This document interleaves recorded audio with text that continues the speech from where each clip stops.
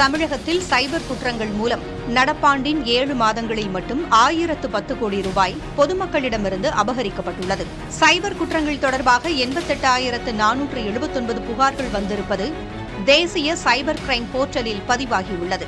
முதலீட்டு மோசடி, ஆன்லைன் பங்குச்சந்தை மோசடி, டிஜிட்டல் கைது மோசடி போன்ற வழிகளில் பெரும்பாலான மோசடிகள் நடைபெறுகின்றன.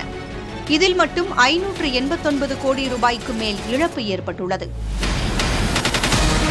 சைபர் குற்றங்களை தடுக்க பல்வேறு நடவடிக்கைகளை எடுத்து வரும் காவல்துறையினர் 100க்கும் மேற்பட்டவர்களை கைது செய்துள்ளனர்.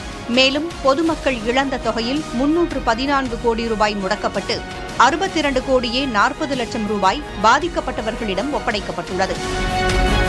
சைபர் குற்றவாளிகள் பயன்படுத்தும் தொழில்நுட்ப சாதனங்களும் கைப்பற்றப்பட்டு ஆயிரக்கணக்கான மோசடிகள் தடுக்கப்பட்டிருப்பதாக காவல்துறையினர் தெரிவித்துள்ளனர்.